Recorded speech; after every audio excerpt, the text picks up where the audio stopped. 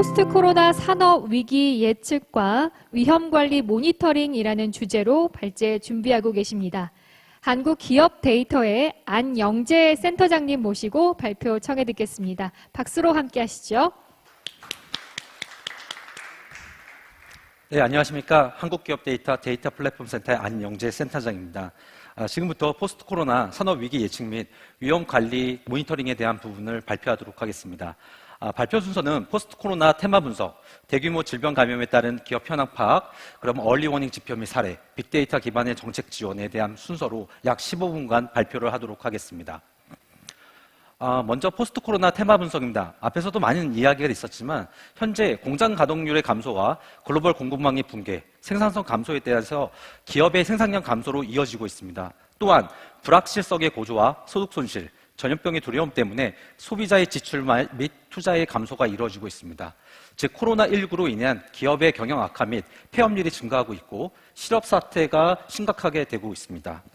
그 부분에 있어서 하나씩 짚어보도록 하겠습니다. 과거 팬데믹과 큰 차이는 경제적 영향력이 큰 국가에 영향을 미치고 있다는 부분입니다. 지금 현재 영향을 미치고 있는 부분에서 GDP의 60%, 제조업의 65%, 제조업 수출의 41%를 영향을 미치고 있습니다. 그 부분에 있어서 글로벌 밸류체인 쪽에 큰 충격이 있습니다. 공급 측면에서 보면 공장의 폐쇄, 조업 중단에 대한 부분에 공급 충격이 있고 소비자 수요에 대한 급격한 감소, 그다음 불용 재고의 증가로 인해서 수요의 충격이 있습니다. 그리고 공급망 단절 및 급격한 수요 감소로 인한 GVC 리스크가 있습니다. 이로 인해서 중소기업의 유동성 위기가 심각하고 수출 기업들의 피해가 심각합니다. 사실 이런 공급망의 위기 때문에 지금 GVC에 대한 디지털화에 대한 요구사항들이 있습니다. 사실 오늘 이런 이야기를 많이 할 건데요. 네트워크들, 협력사 네트워크에 대한 실시간 가시성, 그 다음에 GVC에 대한 다변화에 대한 부분을 설명드리도록 하겠습니다. 먼저 중국에 대한 생산 차질로 인해서 후방산업에 대한 연쇄적인 부정적인 효과가 발생하고 있습니다. 하나의 예를 들겠습니다. 와이어 하네스, 잘 들어보신 분들도 있을 겁니다. 자동차에 굉장히 많은 부품으로 들어가는 부분이 와이어 하네스입니다. 이게 중국에 대한 기업들이 수작업으로 진행하다 보니까 요거에 대해서 공장이 폐쇄되면서 셧다운이 발생하면서 국내 조업 중단이 약 현대자동차가 10일, 기아자동차가 9일 정도 발생했습니다.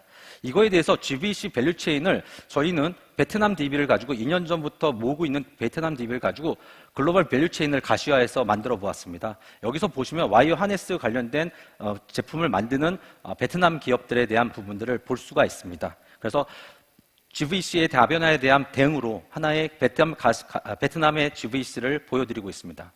다음은 공급망 디지털화에 대한 부분입니다. 예를 들어 운송업에 대한 부분인데요. 항공운송업들에 관련된 산업 구조를 보면 항공기용, 부품 제조업과 관련된 도소매업 그런 부분들이 있고 음료 판매업, 그 다음에 응용 소프트웨어 공급업들이 영향을 받고 있는 것들을 볼 수 있습니다.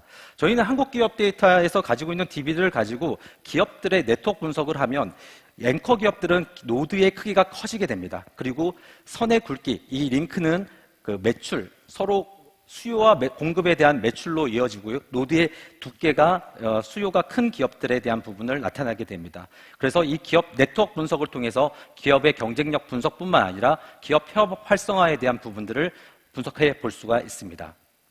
다음은 거래 네트워크에 대해서 위험 전이된 사례를 보도록 하겠습니다. 이거는 지금 현재 그 바젤2 기준의 디폴트, 어떻게 보면 부도 현황이라고 보시면 되겠는데요. 이 기업과 관련된 1차 벤더, 2차 벤더, 3차 벤더의 영향도를 보고 있는 겁니다. 이 기업이 부도가 발생하고 위험에 전이 되는 부분을 마치 바이러스가 퍼지듯이 전이되고 있는 걸 볼 수 있습니다. 중소기업 통계상 중소기업의 부도의 약 37%가 연쇄부도로 인한 부도입니다. 그래서 이런 앵커 기업들의 부도가 발생할 때는 여기 보시는 것처럼 이런 오렌지색 같은 경우는 연체가 발생하고 있는 중을 의미하고요. 이건 부도가 발생한 기업, 폐업이 발생한 기업이고 이쪽은 휴업이 발생한 기업입니다. 보시면 이 그림에서도 약 40%의 기업들이 연쇄 부도로 인해서 폐업들이나 휴업 또는 부도가 발생한 것들을 볼 수가 있습니다. 지금부터는 대규모 질병 감염에 따른 기업 현황에 대한 파악에 대한 부분을 말씀드리도록 하겠습니다. 각 단계별 빅데이터 분석을 통해서 하는데요. 예를 들어 위기 확산 지표에서는 카드 가맹점에 대한 실적 정보와 네트워크 정보, 얼리 워닝 인덱스를 활용합니다. 그리고 위기 심각 정보에서는 기업의 대출 정보와 단기 연체, 법인카드의 연체 정보, 종업원에 대한 증감을 보게 됩니다. 그리고 부도 정보와 휴폐업 정보를 종합적으로 보게 되는데 하나씩 보도록 하겠습니다. 신용카드의 실적에 대한 부분입니다. 사실 2020년 첫 1주차는 매출이 작년보다 훨씬 크게 매출로 시작했습니다. 하지만 국내 첫 확진자가 발생함으로써 매출이 떨어지고요. 결정적으로 신천지 첫 확진자가 발생하고 사망자가 발생하는 2월 20일 시점으로 해서 크게 매출이 떨어지고 있는 것들을 볼 수 있습니다. 제가 최근 5월 초까지 확인한 결과는, 저희 대시보드에서 확인한 결과는 재난지원금의 효과로 있어서 일부 지자체의 경우에는 작년 정도의 매출을 다시 회복하고 있는 지자체들이 나타나고 있는 것들을 목격할 수 있었습니다.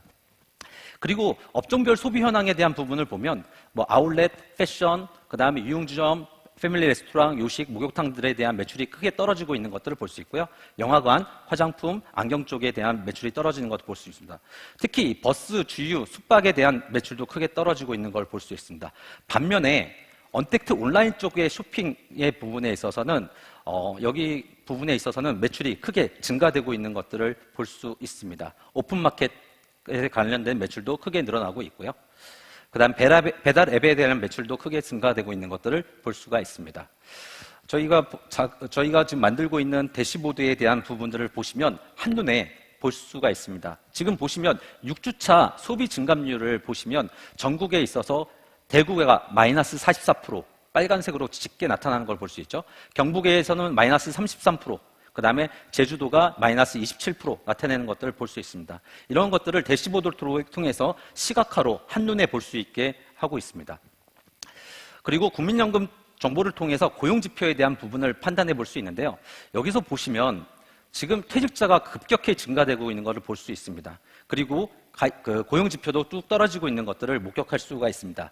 각 업종별로 파악을 해보면 숙박음식 쪽에 고용 감소와 퇴직자 증가가 1월부터 발생하고 있는 것들을 볼 수 있고요.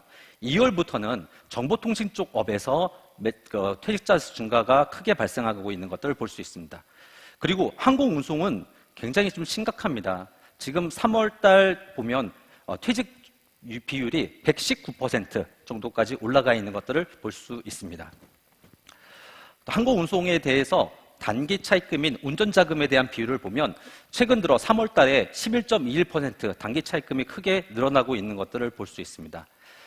저희가 이제 X축에 대해서는 전월 대비 운전자금의 증가율, 그리고 Y축에 대해서는 전년 대비 운전자금의 증가율을 봤을 때도 항공운송 쪽에 굉장히 안 좋게 나오는 부분을 볼 수 있고요. 그 다음에 정보통신, 제조 쪽의 중공업에 대한 부분들이 안 좋게 나오는 것들을 볼 수가 있습니다. 그리고 거래 관계를 통해서 거래에 대한 리스크를 볼 수 있는데요. 반도체와 거래하고 있는 기업들의 부도율에 대한 그래프를 볼 수가 있습니다. 한국 기업 데이터를 가지고 있는 정보 중에 가장 부도 예측률이 높은 정보 중에 하나가 단기 연체 정보입니다. 원래 은행연합회와 신용정보원에서는 90일이 지난 연체 정보를 모으는데요. 한국 기업 데이터는 초단기 연체라고 해서 여신은 9일, 그 다음에 카드는 5영업일 이상의 연체를 모으게 됩니다. 이거는 부실 위험에 대한 사전 감지에 굉장히 유용하게 쓰이고 있습니다. 그래서 단기 연체 지수만 가지고 봤을 때 최근 3, 4, 5월에 예를 들어 소부장의 전기 장비에 관련된 단기 연체 부분이 올라가고 있는 것을 볼 수가 있습니다. 또한 법인들 중에서도 숙박 음식업을 하고 있는 법인들의 단기 연체들이 올라가고 있는 것들을 볼 수가 있습니다. 다음은 기업의 생멸 지표인데 법인 등기부등본을 통해서 신설 법인을 파악하고요. 휴폐업 정보는 국세청 정보의 휴폐업을 통해서 생멸을 파악합니다. 오른쪽에 있는 대시보드는 경상남도에 있는 소재 부품 장비에 대한 설립 현황 등을 볼 수 있습니다. 여기 보시는 것 같이 2016년도부터 크게 신설 법인이 떨어지고 있는 것들을 볼 수 있습니다. 설립 숫자가 그만큼 많이 떨어지고 있는 것들을 볼 수가 있습니다. 그리고 얼리워닝 지표상에서도 조선업계에 대한 위험에 대한 부분을 보여주고 있습니다. 지금부터 그럼 얼리워닝, 오늘도 조기경보에 대한 이야기가 많이 나왔는데 조기경보에 대한 부분에 대해서 설명을 좀 드리도록 하겠습니다. 사실 1년에 한 번씩 등급이 나오는 신용등급은 대부분 과거의 재무제표 가지고 신용평가를 합니다. 어떻게 보면 스태틱한 정보죠. 반면에 크레딧 이벤트를 계속 반영하고 경기에 대한 변동을 반영하는 게 조기경보 모형입니다. 그래서 조기경보 등급은 보통 6개월 이전 예측률에 대해서 62%, 6개월 이내 예측률에 대해서 28% 정도의 예측률을 가지고 있습니다. 관련된 조기경보의 모형은 어떤 거냐? 리스크 팩터 중에 재무, 채무불이행, 신용공여 정보와 부가세, 휴폐업, 조회기록, 단기연체 정보를 이용하여 스코어링 또는 필터링 모형을 통해서 등급을 냅니다. 여기서 보시는 관찰이 관찰 3등급인데 관찰 3등급 같은 경우는 등급이 나오면 1년 내 부도 확률이 95%입니다. 관찰 2 같은 경우는 1년 내 부도 확률이 65%에 달해서 예측률이 굉장히 높습니다. 그래서 이거를 이용해서 조기경보 지수를 만들었습니다. 이 조기경보 지수가 과연 어떻게 잘 작동했는지를 산업위기 특별 대응 지역에 적용해 보았습니다. 경남 통영에 대한 부분에 있어서 보면 산업위기 지역 선포가 2018년 5월 29일이었지만 저희 EW 인덱스를 통해서 잡힌 부도율에 대해서 보면 이 파란 선이 전국 평균 제조업의 부도율입니다. 그래서 크게 상회하는 것들을 볼 수 있습니다. 그래서 2014년, 15년과 2017년도에 걸쳐서 부도율이 크게 상회하는 것들을 볼 수 있습니다. 이거는 대시보드에서 보여주는 거고요. 2015년도부터 정상적인 기업들이 얼마큼 줄어들었는지, 그 다음에 폐업 기업들이 얼마큼 늘어났는지를 시각화해서 보여주고 있습니다. 여기서 볼 거는 단기 연체 관련된 기업들이 계속 꾸준히 늘어나고 있는 것들을 볼 수가 있습니다. 그리고 대시보드에서는 고용률에 대한 부분들을 하고 이번 달 고용이 어디서 발생했는지, 어디서 감소했는지에 대한 부분을 드릴다운해서 볼 수가 있습니다. 경남 통영에 대한 종업원 수에 대한 부분을 보면 현재 L자형으로 아직 회복되지 못하는 부분들을 볼 수가 있습니다. 그래서 종업원의 수에 큰 감소가 되는 부분을 볼 수 있고요. 울산 동구에 대한 부분은 여기서보다 더 아까 보던 것과 보다 더 심각한 것을 볼 수 있습니다. 정상적인 기업이 거의 20% 빠지게 됐고요. 폐업 기업이 20% 증가되는 부분들을 볼 수 있습니다. 단기 연체의 30일 이상의 연체와 20일 이상의 연체도 계속 증가되는 패턴을 보여주고 있는 것을 볼 수 있습니다. 고용에 대한 지속적인 감소가 있지만 산업위기 지역 선포 이후에 조금 반등이 일어나는 것들을 볼 수 있습니다. 그러면 산업위기 특별 대응 지역에 대한 울산 동구에 있어서 과연 빨리 잡지 못했을까라는 부분을 얼리워닝 인덱스를 통해서 저희 한국기업 데이터를 적용해 보았습니다. 지금 EW 인덱스를 보면 이미 2016년 8월에 지역 산업의 위기가 감지되고 있는 것을 볼 수가 있습니다. 그리고 지금 어떻게 보면 2018년 6월보다 한 2년 앞선 시그널을 보고 있는 것을 볼 수 있겠습니다. 그래서 대시보드로 보면 또 나머지 경남 겨제시에 대한 대시보드고요. 그 다음에 이거에 대한 종업원 수의 증감에 대한 부분들을 볼 수 있습니다. 이런 부분에 있어서는 실제 산업 위기가 있을 때 공적 자금과 정책 자금이 투입됐을 때 얼마큼 종업원에 대한 부분이 늘어나는지, 고용이 늘어나는지를 바로 확인할 수 있습니다. 그리고 얼리워닝 등급에 대한 부분에 최근에 3, 4, 5월의 데이터를 가지고선 특정 지역, 울산 지역의 비금속 광물 제품에 대한 단기 연체나 EW 지수가 크게 높아지는 것들을 볼 수 있고요. 충남 지역에 대한 일부 업종에 대한 부분이 높아지는 것들을 계속 모니터링 할 수가 있습니다. 마지막으로 빅데이터 기반의 국정정책 지원의 플랫폼이 필요하다는 부분에 대해서 설명드리도록 하겠습니다. 사실 예측 가능하고 통제 가능한 것은 더 이상의 위험은 아닙니다. 코로나19와 같이 예측 불가능한 것에 대한 부분이 가장 큰 위험이죠.